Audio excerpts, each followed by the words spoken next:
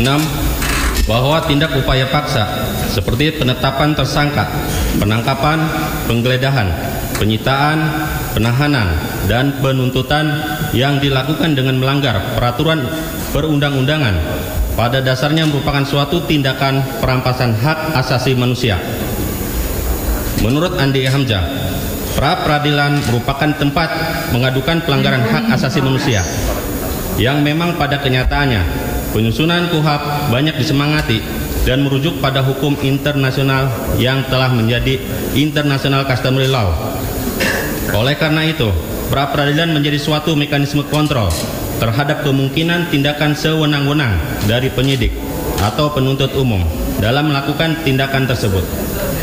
Hal ini bertujuan agar hukum ditegakkan dan perlindungan hak asasi manusia sebagai tersangka atau terdakwa dalam pemeriksaan penyidikan dan penuntutan. Di samping itu, pra-peradilan bermaksud sebagai pengawasan secara horizontal terhadap hak tersangka atau terdakwa dalam pemeriksaan pendahuluan pada penjelasan pasal 80 KUHP.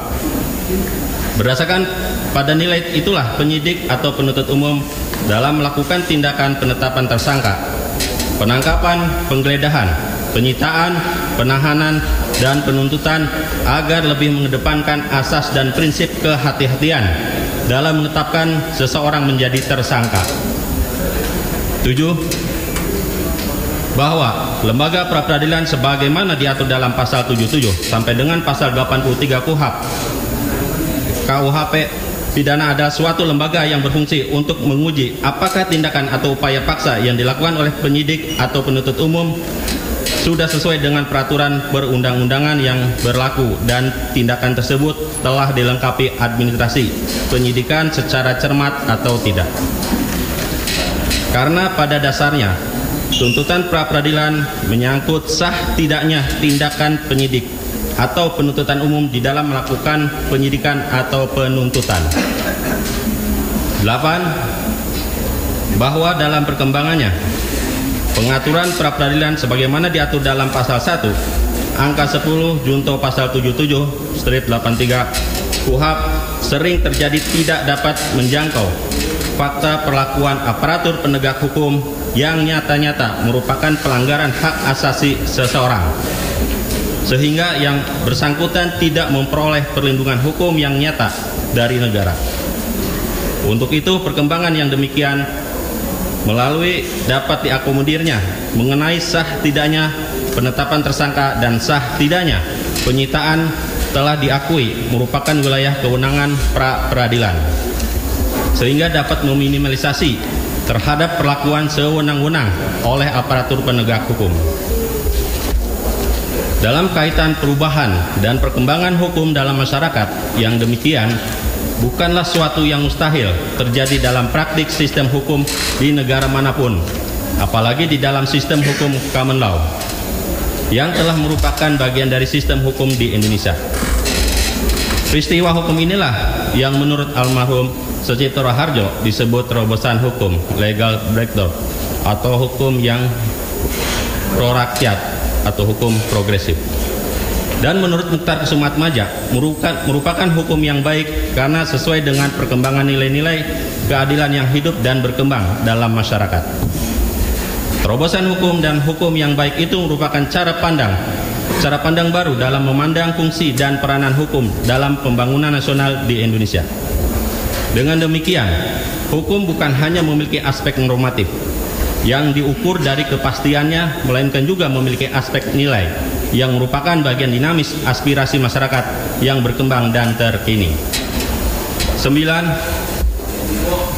Bahwa selanjutnya dalam putusan Mahkamah Konstitusi nomor 21 garis miring PUU strip 12 Romawi garis miring 2014 junto putusan Mahkamah Konstitusi nomor 130 garis miring PUU strip 12 Romawi garis miring 2015 diputuskan bahwa ketentuan pasal 77 huruf A KUHP tidak memiliki kekuatan hukum mengikat sepanjang tidak dimaknai termasuk penetapan tersangka, penggeledahan dan penyitaan. Apapun salah satu pertimbangan hukumnya, penetapan tersangka adalah bagian dari proses penyidikan yang merupakan perampasan terhadap hak asasi manusia maka seharusnya penetapan tersangka oleh penyidik merupakan objek yang dapat dimintakan perlindungan melalui ikhtiar hukum Pranata pra peradilan. Hal tersebut semata-mata untuk melindungi seseorang dari tindakan sewenang-wenang. Tindakan sewenang-wenang penyidik yang kemungkinan besar dapat terjadi ketika seseorang ditetapkan sebagai tersangka. Padahal prosesnya ternyata ada kekeliruan, maka tidak pranata lain selain pranata pra peradilan yang dapat memeriksa dan memutusnya. Putusan MK ini memberikan perlindungan terhadap seseorang yang mengalami proses hukum yang keliru pada saat ditetapkan sebagai tersangka di dalam ketentuan pasal 8 Undang-Undang Nomor 39/1999 tentang HAM diatur bahwa perlindungan, pemajuan, penegakan dan pemenuhan hak asasi manusia terutama menjadi tanggung jawab pemerintah. Hal ini berarti MK mengambil peran dalam pemenuhan hak asasi manusia melalui putusnya sebagai bagian dari upaya responsif konstitusional. Salah satu pelindungan hukum yang ditekankan melalui putusan ini adalah kepastian hukum bahwa penyidik harus melakukan tindakan penyidikan sesuai dengan prosedur hukum yang berlaku. 10. Bahwa dengan demikian jelas berdasarkan putusan Mahkamah Konstitusi nomor 21/PUU-12 Romawi/2014 tanggal 28 April 2015 bahwa penetapan tersangka merupakan bagian dari wewenang pra peradilan. Mengingat putusan Mahkamah Konstitusi bersifat final dan mengikat, maka sudah tidak dapat diperdebatkan lagi bahwa semua harus melaksanakan putusan yang telah berkekuatan hukum tetap sejak diucapkan. 11. Bahwa selanjutnya berdasarkan pasal 95 KUHP menyebutkan bahwa 1. Tersangka, terdakwa atau terpidana berhak menuntut ganti kerugian karena ditangkap, ditahan, dituntut dan diadili atau dikenakan tindakan lain tanpa alasan yang berdasarkan undang-undang atau karena kekeliruan mengenai orangnya atau hukum yang diterapkan. 2. Tuntutan ganti kerugian oleh tersangka atau ahli warisnya atau penangkapan atau penahanan serta tindakan lain tanpa alasan yang berdasarkan undang-undang atau karena kekeliruan mengenai orang atau hukum yang diterapkan sebagaimana dimaksud dalam ayat 1 yang perkaranya tidak diajukan ke pengadilan negeri, diputus di sidang pra peradilan sebagaimana dimaksud dalam pasal 77.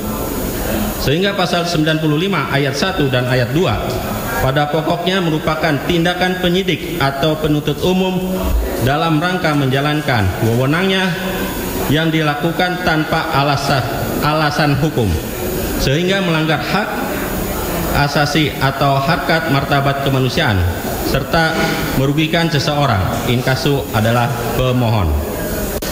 Oleh karena itu, tindakan lain yang dilakukan oleh termohon menjadi objek permohonan pra peradilan. Selanjutnya 12. Bahwa tindakan penyidik untuk menentukan seseorang sebagai tersangka merupakan salah satu proses dari sistem penegakan hukum pidana sebagaimana dimaksud dalam KUHP.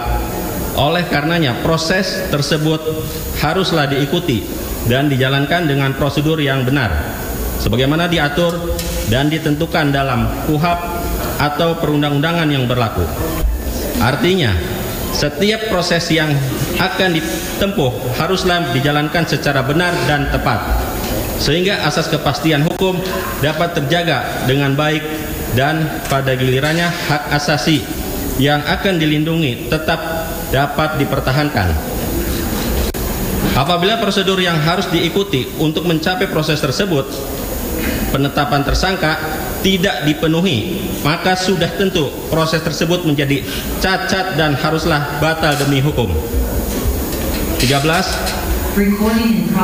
Bahwa penetapan status seseorang sebagai tersangka in kasu pemohon yang dilakukan berdasarkan hukum atau tidak sah jelas menimbulkan hak hukum bagi seseorang untuk melakukan upaya hukum berupa pengujian terhadap keabsahan melalui lembaga pra-peradilan, bahkan telah diatur dalam ketentuan pasal 17 Undang-Undang Nomor 39 Tahun 1999 tentang hak asasi manusia, junto pasal 3 ayat 2 dan ayat 3 Undang-Undang Nomor 39 Tahun 1999 tentang hak asasi manusia yang menyebutkan pasal 17 Undang-Undang Nomor 39 Tahun 1999 tentang hak asasi manusia, setiap orang tanpa diskriminasi berhak untuk memperoleh keadilan dengan mengajukan permohonan, pengaduan dan gugatan baik dalam perkara pidana, perdata maupun administrasi, serta diadili melalui proses peradilan yang bebas dan tidak memihak, sesuai dengan hukum acara yang menjamin pemeriksaan yang objektif oleh hakim yang jujur dan adil untuk memperoleh putusan yang adil dan pasal 3 ayat 2 Undang-Undang Nomor 39 Tahun 1999 tentang hak asasi manusia. Setiap orang berhak atas pengakuan, jaminan, perlindungan, dan perlakuan hukum yang adil, serta mendapat kepastian hukum dan perlakuan yang sama di depan hukum. Pasal 3 ayat 3 Undang-Undang Nomor 39 Tahun 1999 tentang hak asasi manusia. Setiap orang berhak atas perlindungan asasi manusia dan kebebasan dasar manusia tanpa diskriminasi. 14. Bahwa selain itu telah terdapat beberapa putusan pengadilan yang memperkuat dan melindungi hak tersangka, sehingga lembaga pra-peradilan juga dapat memeriksa dan mengadili keabsahan penetapan tersangka seperti yang terdapat dalam perkara antara lain berikut: Putusan Pengadilan Negeri Bengkayang nomor 01/PID/2019/PN BKY tanggal 18 2011 dan putusan Mahkamah Agung nomor 88 PK/PID/2019 tanggal 17 Januari 2012 yang menyatakan tidak sahnya penyitaan yang telah dilakukan. Putusan Pengadilan Negeri Jakarta Selatan nomor 38/PID/2012/Pengadilan Negeri Jakarta Selatan tanggal 27 November 2012 yang diktumnya menyatakan telah menerima dan mengabulkan permohonan pra-peradilan dengan menyatakan antara lain tidak sah menurut hukum tindakan termohon menempatkan pemohon sebagai tersangka. Hal ini terkait dengan sah tidaknya penetapan tersangka. C. Begitu juga putusan Pengadilan Negeri Jakarta Selatan nomor 04/PID/2015 Pengadilan Negeri Jakarta Selatan tanggal 15 Februari 2015 dan putusan Pengadilan Negeri Jakarta Selatan nomor 36/2015 PN Jakarta Selatan tanggal 26 Mei 2015. 15. Bahwa kemudian berdasarkan pasal 183 KUHP yang pada pokoknya menyebutkan bahwa hakim tidak boleh menjatuhkan pidana kepada seseorang kecuali apabila dengan sekurang-kurangnya dua alat bukti yang sah itu peroleh keyakinan bahwa suatu tindak pidana benar-benar terjadi dan terdakwalah yang bersalah melakukannya. Maka frasa sah tersebut harus dimaknai atau ditafsirkan sebagai berikut. 1. Sah dalam prosedur perolehan yang dijadikan alat bukti dan sah secara implisit sebagai alat bukti yang diatur dalam undang-undang yang didukung oleh dengan keyakinan kehakiman. 16. Bahwa selanjutnya berdasarkan ketentuan pasal 2 ayat 1 bab 2 tentang objek pemeriksaan pra-peradilan dalam Peraturan Mahkamah Agung Republik Indonesia nomor 04 tahun 2016 tentang larangan peninjauan putusan pra-peradilan yang menentukan pasal 2 ayat 1 objek pra-peradilan adalah sah atau tidaknya penangkapan, penahanan, penghentian penyidikan, penghentian penuntutan, penetapan tersangka, penyitaan, dan penggeledahan.